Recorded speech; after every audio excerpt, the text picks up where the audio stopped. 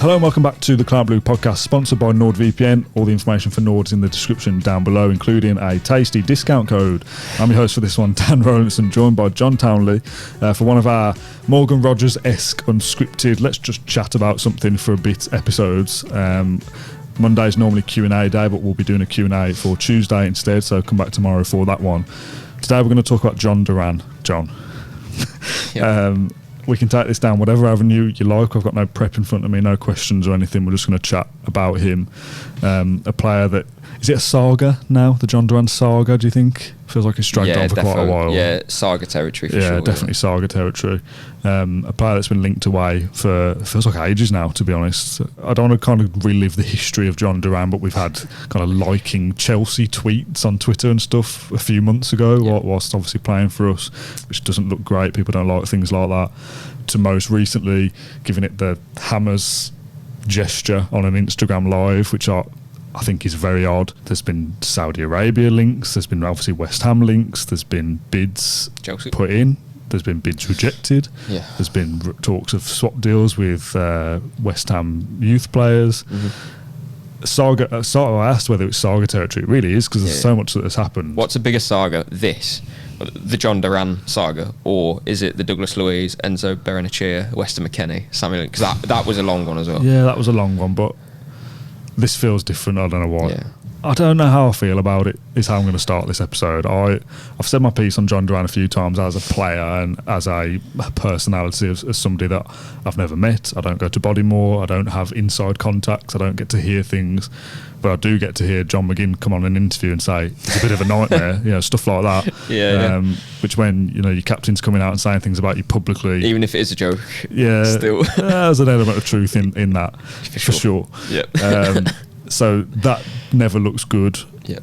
But then I remember him scoring twice against Liverpool and the jubilation that we felt back in May to qualify for the Champions League, and he was a big part of that. Power score. Agents of chaos with Duran and Zaniolo coming off the bench together and causing trouble and nicking a goal here and there and absolutely getting a yellow card every time.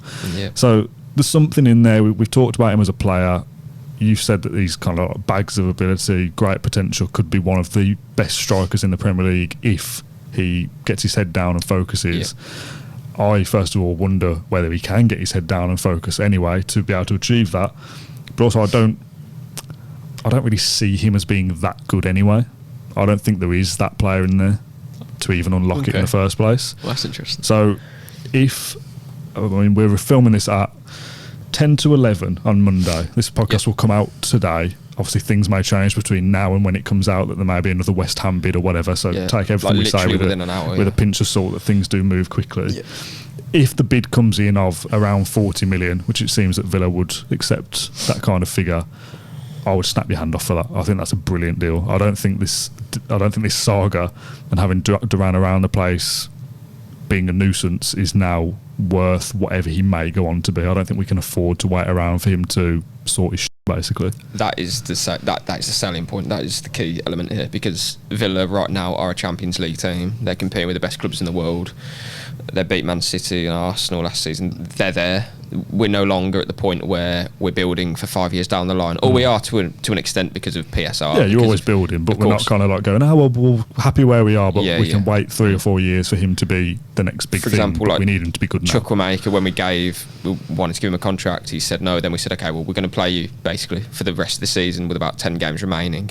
And it wasn't enough, but we wouldn't be doing that now with Duran when we go for... So we're there now. We don't need to wait for Duran to become potentially a top player in 5 years.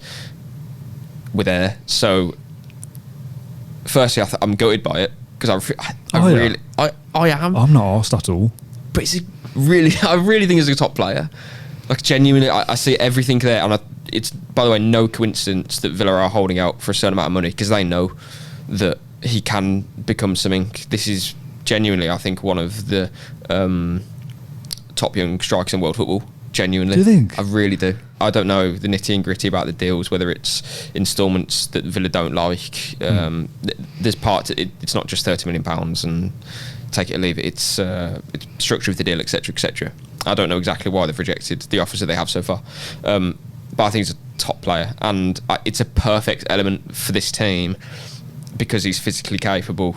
He's young. His value is going to increase all the time. We bought him for £14.75 million initially. So, by the way, it's a fantastic deal that we got in the first place.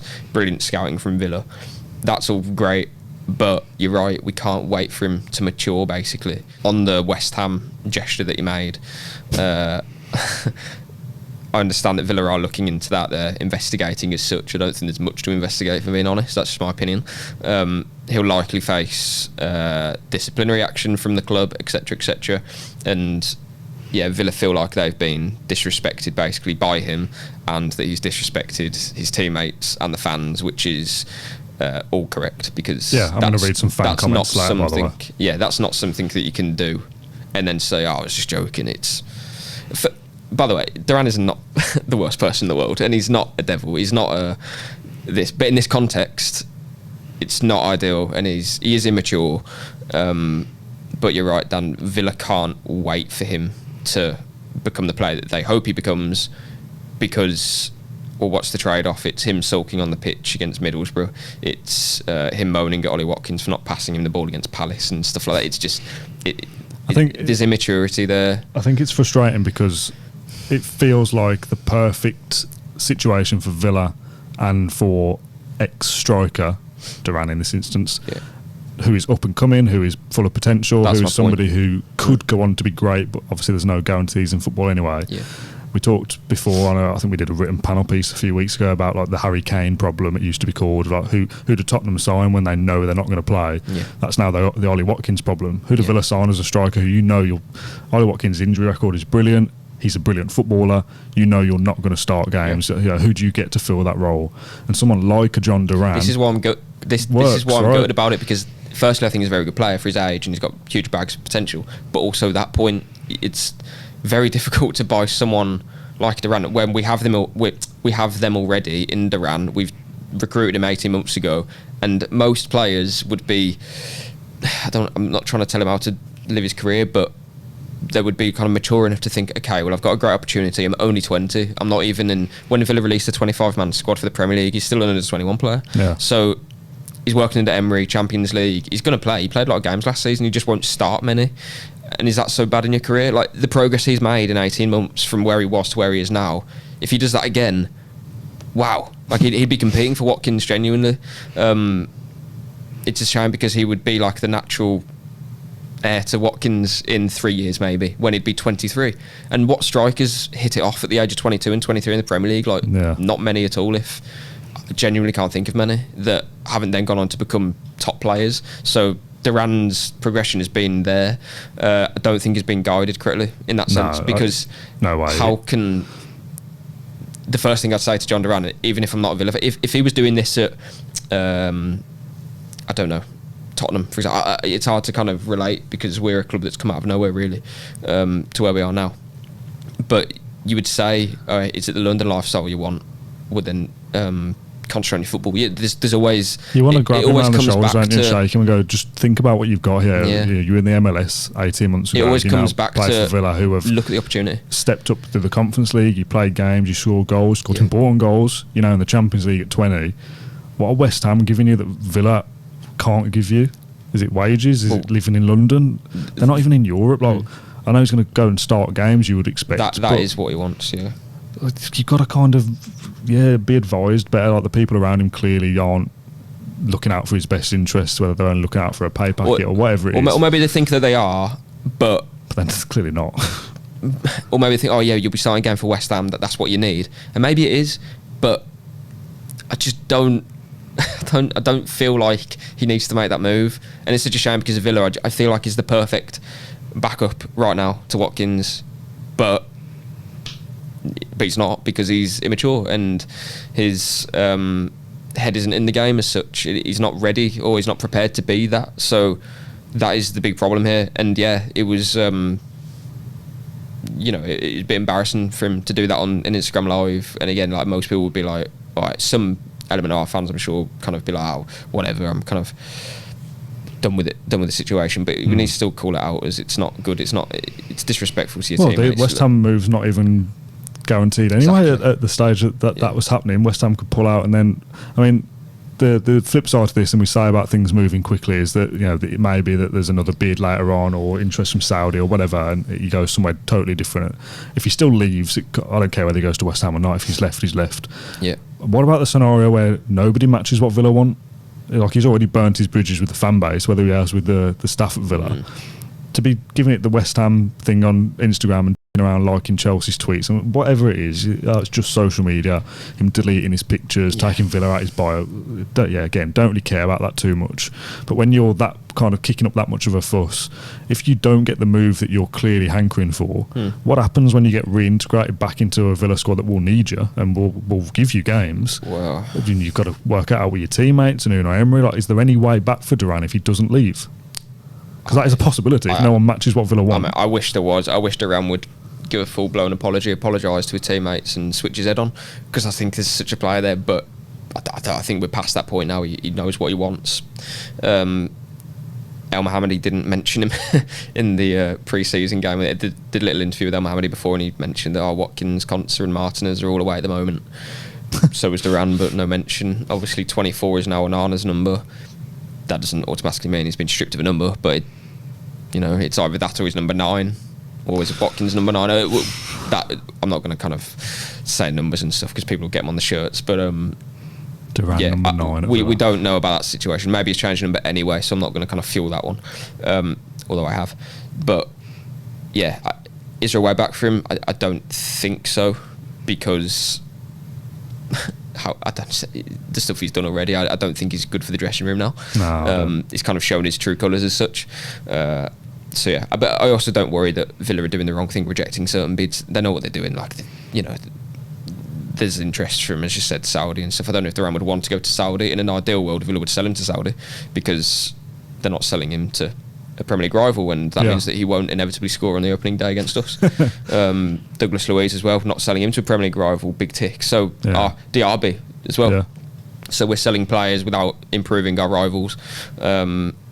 Juventus are a rival next year in the Champions League, but you can't, pick and choose. So, yeah, it's a real, for me anyway, a real shame that it's come to this. But ultimately, Villa aren't gonna be too weaker without him. But I do have an issue with how are we replacing him, because I won't go too much into it because we mentioned it, and we have a question on the Q&A which we'll answer it there on. But we, as far as I can tell, aren't directly replacing Duran's physicality or his abilities on the pitch, because if Felix joins because we've sold Diaby and Duran, then that's a very different player. Yeah. Archer as well, different player. So that concerns me.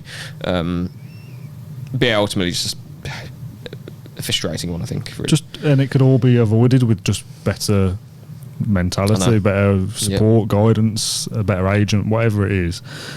To have that opportunity and basically throw it away in favour of West Ham because you might start a few games, to me is mental. Someone needs to tell him, why did you like that picture of Chelsea earlier? Oh, because I want to go there. Okay, liking pictures of Chelsea isn't going to get you that move. Yeah. Done. Why have you deleted all your Villa photos? Because I'm pissed off. Talk to the manager. They're pretty simple things. Yeah. And some of that you can excuse, and I will get some fan comments in a second, of he's just a kid, he's just 20, he's in a new environment, new country, all these different things, give him the benefit of the doubt. And I think to a certain extent you can give somebody the benefit of the doubt. Yeah. But once you cross that line of doing this on an Instagram live because you might be joining West Ham when you're currently contracted to Villa and you're being paid by that club, you're supposed to be coming back for pre-season. I know he's allowed a break and stuff, but getting ready for yourself for the new season. Like, there's so much that should be going into his future as a footballer who may go on to be the best thing ever, which I don't think he will. And he's not doing that. He's just kicking around, basically. Yeah, I know some people just say it's just social media, don't let it get you wound up, but he represents Aston Villa, he's an Aston Villa player, and I want my Villa players to be getting ready for a new season, not going, I want to go to West Ham because I want to play some games. Like, it doesn't sit right with me. It's immaturity at a football level. And what I'd also say is, if in 5 years Duran does become the player that I think he can become, and he switches on, nobody will blame Villa, or if they do, they'd be wrong to, for selling him, because we can't have that at the moment, and we are where we are already. Duran isn't taking us to the Champions League, we're there. So this isn't a situation where we've let I mean, it's not the same. I'm just seeing it with Colombian strikers, but like when we could have signed Falcao or whatever, that it's nowhere near that. Firstly, we had Duran anyway, and we're going to, if we sell him, make a big profit. Yeah. But this isn't a situation that we're kind of manufacturing ourselves. Duran's made his bed. So yeah. But also, there's that cliche, and I don't know what it is word for word, but kind of like hard work and talent. You know, you can have one, but without the other, hard work beats talent. If talent doesn't work hard, he's got the tools. He might have the ability, the natural ability to be a great player, but if you don't have the mindset and the mentality and the support around it doesn't matter. Yeah, and I don't want him to have a bad career. That's absolutely not what I'm saying, but it's just I don't want him to regret leaving Villa, but I feel like he might. And that's going to be on him, basically. Yeah. He's got everything he needs to. Just as a kind of aside, but I would say as well, like, we're only talking in the football context. He might be a nice... for example, when he trains before matches, he's always kicking the ball around with the mascots and stuff for like 10 minutes. I saw him give a watch. Person. He gave a watch to a fan when he signed an autograph. Yeah, but that's like, a bit mental in itself, though, isn't it? I know, but it's also like... So you're really nice. We've like really just... Listen to Uno, man. Do you know what I mean? I feel like he's just got everything there, and I just want him to become like our next Colombian thing. Like Juan Pablo Angel, we had the video. We're just kind of throwing it all away, and it's just like for what? To start a few games or start more games at West Ham. Well, he's got to have some season to justify throwing away what he's got at Villa for it to be worthwhile. Like, he's got to play most games and score 15 odd goals in the Premier League or something to go there. That was worth it. Like, I'm in a better position than I was for me than I was last year. Yeah. But I've seen West Ham fans saying things like, there was a quote tweet on my tweet last night from a West Ham account saying like, "Oh, look how wound up Villa fans are. He'll be doing this to you in 24 months." He wants to join Chelsea. He doesn't want to join West Ham. I hope there's a sell-on clause if he goes to West Ham, because West Ham aren't going to... I don't think West Ham will be in the Champions League anytime soon. So eventually, Duran will want to leave West Ham as well. I think if you showed West Ham fans the many Chelsea likes that he wanted to join Chelsea in January. He wants to be a Chelsea player. That's his dream move. West Ham is not... It's closer. That's your second best, basically. Or third best, I don't know. So, yeah, you're not signing a player who wants to join you because he loves the Hammers. It's far from that. It's... You're offering him game time. So, yeah, maybe London lifestyle, as we said previously. So, yeah, you are a stepping stone. I'm not trying to kind of dig you up, but those are the facts. Yeah, maybe West Ham are happy to be that, but it's not a situation that sits well with me or Villa fans. And it's a shame, but kind of can't cry over it because we are where we are already. Yeah. So. Right, my tweet I put last night: Villa fans, where are you at with the Duran situation? Thinking of doing a podcast on it tomorrow. One of the first replies was, "He isn't worth a podcast." So that guy's already upset because we've done it anyway. It's had 165 replies. I've not vetted these or anything, John. I'm literally just going to scroll down and read out a couple of them. Okay. So I'm not biased towards any particular person or any particular opinion. I'm just going to scroll and read. First one, avillafan.com. I believe he will go far and have a good career. Seems ambitious and believes in himself, but needs to grow up and quickly. It could really harm his career if he doesn't. I think that's pretty much as we've said. Yeah, I think that sums it up well. Danny says, no player is bigger than the club. Played 14 minutes at the Copa America and thinks he's God's gift to the world. Yes, he's young, but we have a literal World Cup winner at our club. Yet for some reason, Duran thinks he's above everyone. Highly immature and becoming a toxic presence. Adam Knight, get rid now. Matt, he has talent, but his attitude is not right. Never keep a player who doesn't want to be here. Take the money. Archer is back, and Monchi will cook with some of that 30 to 40 million. Unai and Monchi clearly rate him, as they won't budge on the valuation. Yep. I feel like once the window's shut, they'll convince him to settle down, and he will get game time. The hardest thing to find in football is a good young striker. That's from Nath. I don't think he'll still be here. I think it's too far gone at this stage. I think personally. That's the kind of thing I'm trying to relay, though. These players are kind of 1 in 100 or maybe more, but you know what I mean. They're very rare that you stumble across. Not stumble across because you're getting excellent scouting, but I just think it's a perfect fit, which is why I'm so frustrated by it. But Johnny says enormous potential. If everything goes right for him, we could be looking at a De Bruyne / Salah situation of regret. Potential world-class striker, but can't keep him if he doesn't want to stay and end up with a Berahino situation. Make the best deal possible and put in a big sell-on. Yeah, but we won't be in that frame because it's not our fault Duran wants to leave. No. We're not selling him out of choice. The Iron Sign says everything about his attitude, his respect for the club, and more so his teammates. I think we've hit the end of the road with him, as I no doubt think he will cause more trouble if he stays. That said, the club shouldn't balk on their target price either. That's from Webby. Just because Duran wants to leave, it doesn't put us in a good position, of course, but equally, if we just showed our hand and said, okay, we'll negotiate on that, then we're not going to get anywhere. I'd like to think in an ideal world that we'd sell him a day after we play West Ham. That would be a bit of a... Can you put something in the deal that like we'll sell him to you, but he can't play on the first day? I don't think so. Like a loan thing? I don't think so. I think that's probably... you can't make sure of that, can you? West Ham would say, yeah, of course, and then play him. Yeah. I mean, yeah, you know what? If I was West Ham, I would do that. I would say, yeah, we would play him. But, yeah, ideally Villa would want to sell him to Saudi probably and maximise their monies, but would Duran want to go there? Potentially he'd be convinced by a high wage, but also I mean that would just sum the whole situation up, wouldn't it? If he's not leaving to play better, play more in a top league, then that says everything really. But again, we don't know about the situation. I don't know if he's open to that or not. Maybe that will come out shortly, but I don't know that personally. Okay, a couple more. Oakley Dokley, he wants to play, but he's nowhere near Watkins and he's okay backup, so needs to go.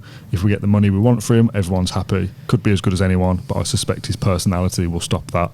That's kind of how I feel, to be honest. Gary, firstly, we will struggle to replace a raw striker off the bench with his capability and future potential. Ignoring the off-field stuff, you have to wonder if Villa are rightly holding out rigidly on the fee if we're honestly struggling at present to target his cover. Ollie needs decent backup.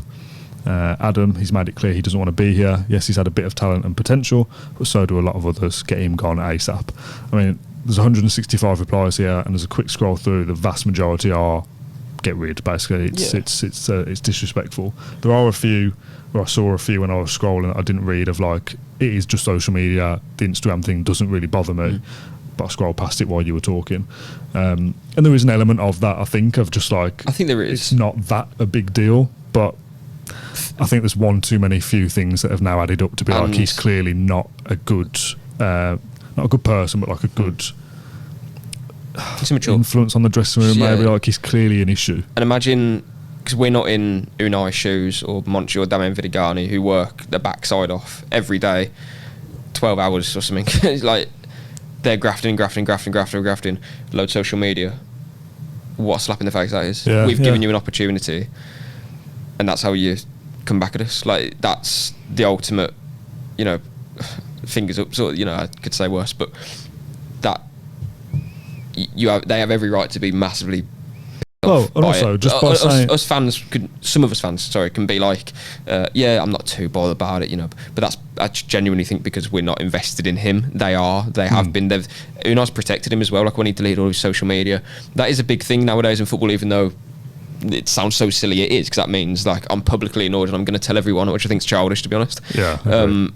But it's like attention seeking. Unai would have been annoyed about that, but instead he kind of said, I've spoken to him. It's okay. We're going to make him learn with us, and I want him to be with us, etc. etc. You could have thrown him under the bus and said, you know, anything, but he didn't. So yeah, Duran, Villa as a club and the people who work with him, they don't owe him anything now. It's kind of, as I said, you've made your decision. The thing with it being only social media, I get that, like, yeah, you're right, we're not invested in it. I'm not developing the player, I'm not working with him, but also I've been off the mindset of get him gone for 3 or 4 months, so this is like another thing of, okay, well, he's done something else to I'm already kind of over it, if you like.